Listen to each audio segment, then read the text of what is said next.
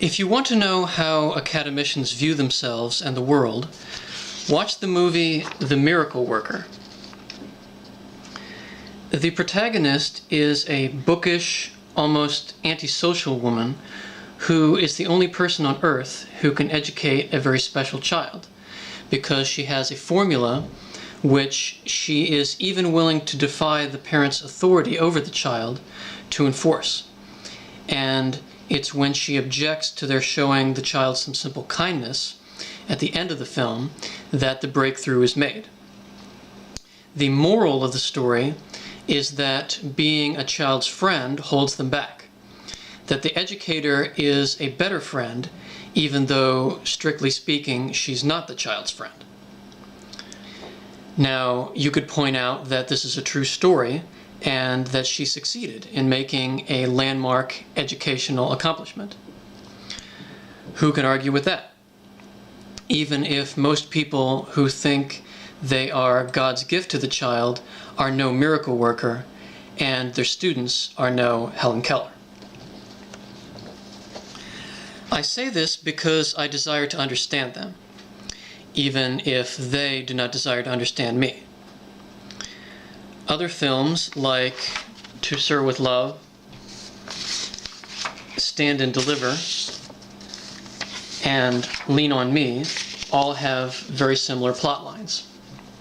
The teacher is someone thrust into adverse conditions, usually against his will, and by virtue of having a strong personality, he wins over the delinquents placed in his charge, becoming their guiding light in all things, relationships, etc. And so his moral authority over them knows no bounds. Sidney Poitier actually tells them that he came from the streets himself and worked a lot of menial jobs before academics put him on the right path. And yet he finds himself at odds with the world, as does Jaime Escalante in Stand and Deliver, whose only reward is that he has enabled the students to do the same. There is nothing special about the school, the subject matter, or the students themselves, only him. Likewise, there are things that made me the person I am. The person I most wanted to be like was a self-made man who inspires others with everything he does. So if people are able to do this without school, what happens when they cross paths with less talented educators who go through the same motions as the men in these films? What if the person in these roles was not considered the protagonist but the villain, telling the student, "I'm going to break your neck like a toothpick if you don't tell me what -2 + 2 equals," or "Sing the school anthem for me or you'll be punished"? I'd like to start this segment with a quote by Barry Court. "Why are so many of my fellow educators showing utter disdain for the word teaching? When did it become a dirty word? Why do you assume that when someone proudly asserts that she teaches in her classroom, she must mean that she preaches, or brainwashes, or just likes to hear herself talk?"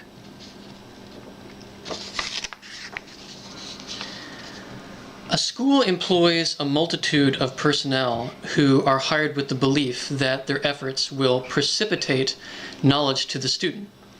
Just as it is hard to gauge education when one defines it by program, it is difficult to talk about this group without understanding the gap that exists between their purpose and their performance. Although some aspects of teaching that are performance-based, such as salary, have come and gone, from the moment a teacher is hired, he or she is empowered without having to earn the respect of students or parents. So an academician is someone hired to do something inevitably different from what they end up doing. This is not meant to be a character assassination, but a scrutiny of the profession that controls and changes them. No worker is the architect of their own job description, unless they are self-employed or belong to a very benevolent institution. So perhaps there lies the solution. If completing lesson plans and entering figures required by their employer is all that makes someone a teacher, what responsibility do they have to the student, especially one who is just setting foot in the school system? Citizens have the right to hold individual educators responsible. If they are personally responsible for educating, they are punishable when there is failure. If they're not, they can't take credit for success. An employee can't reap the benefits of both. Teachers will object to this strongly, saying their hands are tied, that they have little choice or flexibility in dispensing school policy. This doctrine can empathize, but this excuse does not suffice. In previous segments, I gave some examples of things academicians are unequipped to do, such as discuss philosophy or gauge the intelligence of a student, because it interferes with their reason for being and the justification they give to everything. The reason academicians can't be trusted is because there is no guarantee of honesty from someone trying to sell something. And in education, there is no rebate or consolation prize. A teacher will either educate or he won't. And if he doesn't, there's nothing a student can do. Inside, they may be as virtuous and upstanding as anyone. But when the school bell rings, they are on the job. That job is to sell this. Employees of the school system are only given the freedom to be something less than themselves. They are following someone else's agenda, which has been passed from one staff to another beyond our ability to name the originator. If anyone somehow believes that the classroom is a fruitful garden of learning, where the teacher's desire to educate is the glue that holds everything together, and his or her personal values are what crafts success, this is like thinking a police officer hunts down and captures a thief because he appoints himself on a personal crusade to see justice done, like a superhero. Noble objectives aren't a job requirement any more than a job flipping hamburgers requires one to be a meat connoisseur. Academicians will take offense, citing that an overwhelming majority of teachers are still on a personal mission to educate, and that this desire, not a paycheck, is the ultimate deciding factor in why they chose this profession. And many will state that there is more to being a teacher than what appears in the manual, and there is no reason to stop when you have found a stable way to incorporate the drive to promote learning and seen some good results. And that this is a responsibility beyond the payroll, like that of a physician or priest. The next time they are handing out their school's pre-written exams, they might take note that formal schooling imposes more limits on the educator and his virtues than any other form of education, and that alternative institutions might allow them to stretch their wings so much more. If they truly value their ability and want to make a case for their intentions, then one day they too might leave the school system behind. One hypothesis is that the reason an academician promotes so diligently is he is looking for attention and appreciation which his employers don't provide, to make the job more bearable. Crusaders get respect. Unfortunately, this prolongs the cycle of mistreated teachers resulting in mistreated students. The reason to stop is to move on to something better. these statements are not out to crucify any one individual, but to fight the machine that victimizes them and turns them into victimizers themselves. If the educational service a student is entitled to has indeed been stolen from him, logic dictates that this crime can be traced to a thief, or in this case, a syndicate. Do individual teachers really benefit from this practice, or are the spoils simply passed on to someone else? If indeed their hands are tied by their superiors, understanding this is the best way to help them in a manner they are inclined to agree with. Therefore, let us follow the course of this responsibility as it changes hands from the moment the student is deprived of it.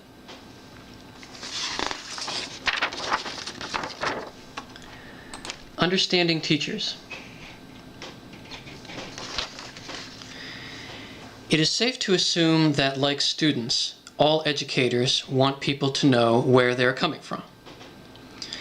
This turn of phrase itself is most revealing, because the way students respond to life is basically logical. But some academicians behave as if they did not come from these same beginnings. They are estranged, having as little in common with young people as a foreigner, which reflects in their discourse and actions. Instead of recognizing students as brothers, an academician seems to think they are strange, substandard versions of adults, and he treats them as such. This particular coldness and resentment toward young people, or at the college level, people of any age, creates a heated atmosphere of dominance and pretension. Seeing one's students as equals is not conducive to molding them into the shape of the instructor's choosing. It is far more convenient to treat them like chattel, figures in an equation.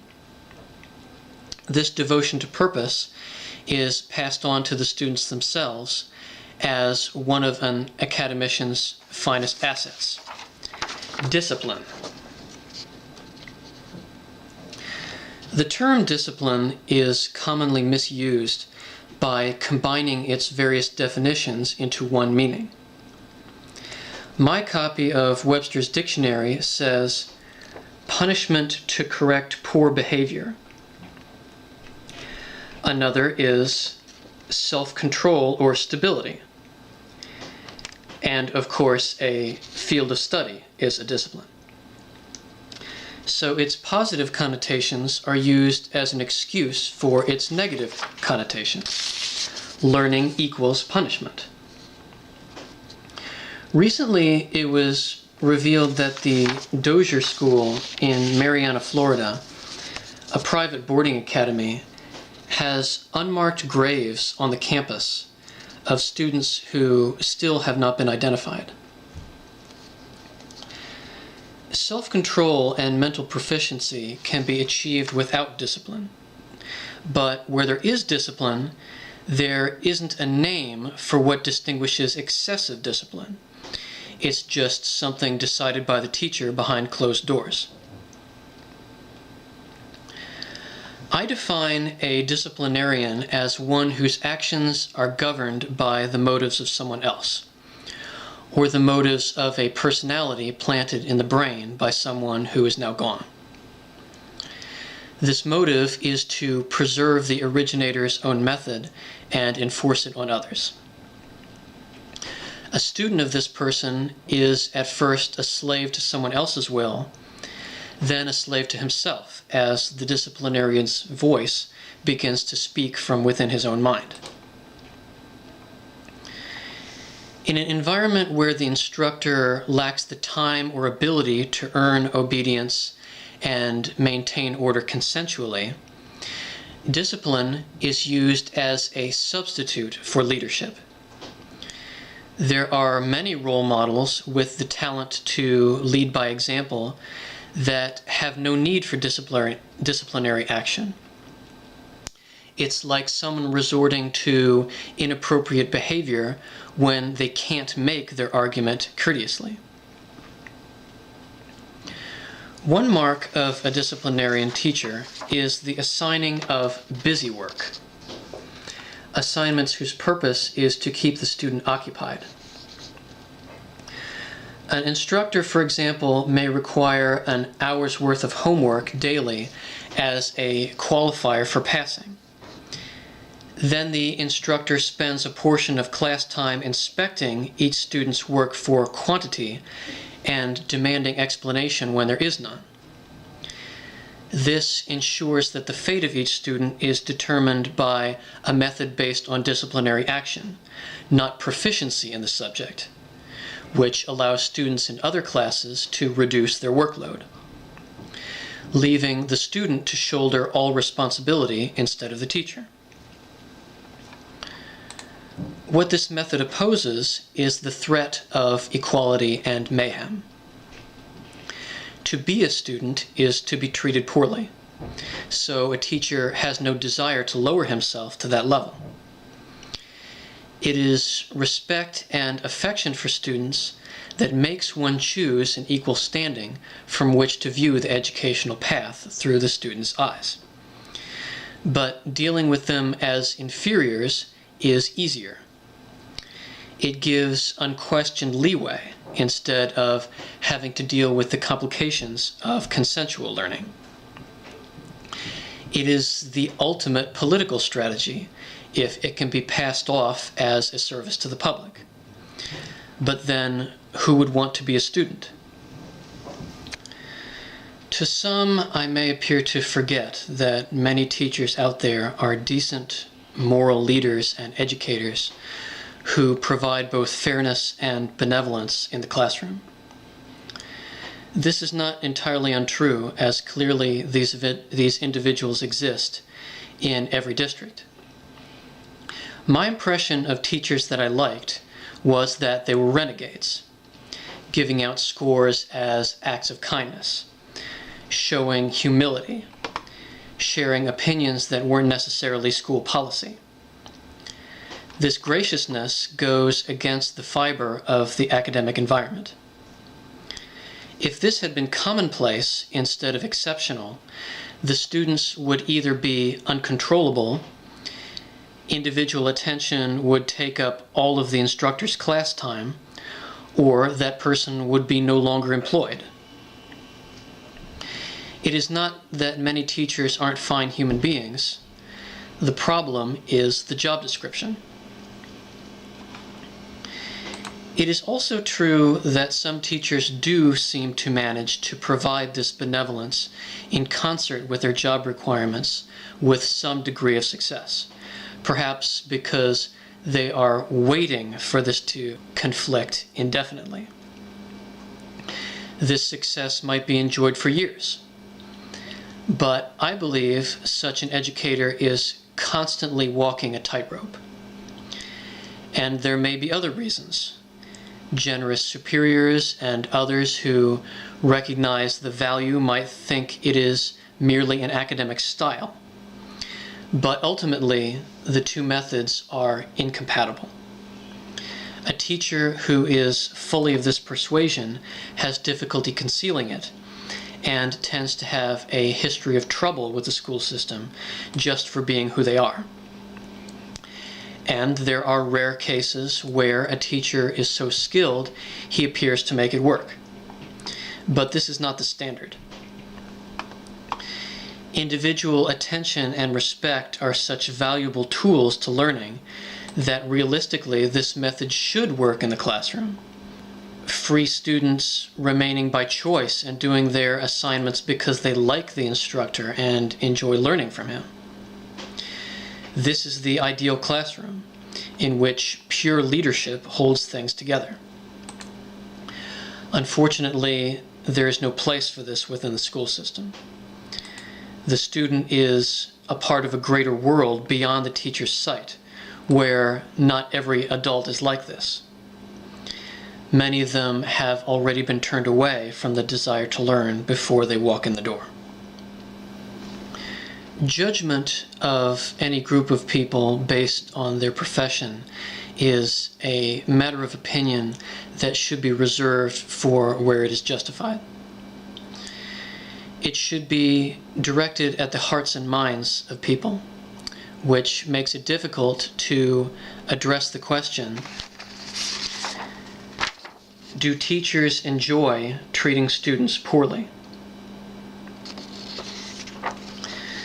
A teacher, with all the troubles and frustration they face, both from the institution and from students themselves, has her own little world in which she has supreme authority over a group of younger, more vulnerable people with little or no reprimand.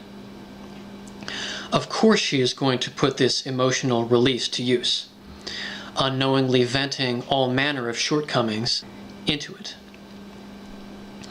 With the millions of academicians in this country employed with this convenience, it is naive to think a great deal of them do not derive satisfaction. It is the profession and not the person that is the source of this illness, but the result is the same. To liberate students toward educating themselves wholeheartedly, we must then liberate teachers to foster education wholeheartedly. An instructor who says their hands are tied by the administration is making the admission that they enforce policy they would rather not have, that their reasons for being in this profession are not as pure as people think. This is not the way for people to make their opinions known, by settling for that which employs half-hearted educators. By this thinking, the fault must lie in the school's leadership. The administration. Although the principal and his deputies are responsible for all aspects of governing, including safety, planning, activities for student morale, and the scrutiny of instructors, the class officers are often the only students who catch a glimpse of this positive side. For the rest, they are simply a source of trouble, encountered under the worst of circumstances. There are faculty a student only meets under sudden duress at this stranger's convenience. A seasoned administrator has a long history of personal injustice toward students, to which he sleeps soundly at night, oblivious to the effects of his hand. In this way, it could be said that a principal is the most unaccountable person in academics. Some would say, accountable for what? Making the easy claim that student complaints in general are invalid or unworthy of further consideration, that the student will one day grow out of them and concentrate on more worldly matters. Dismissing the opinions of someone you have wronged or their right to say so is the gamble that students will never grow to have influence themselves, or at least the educator will never be subject to it. The opinions of students are the opinions of citizens because they will be citizens. Administrators were not hired to pass on responsibility in this way. These too may say, however, that they are powerless to change policy handed down to them. If this is true, then the solutions are now beyond the ability of anyone employed at the school. This segment will continue in Part 8b, the school board. Thank you.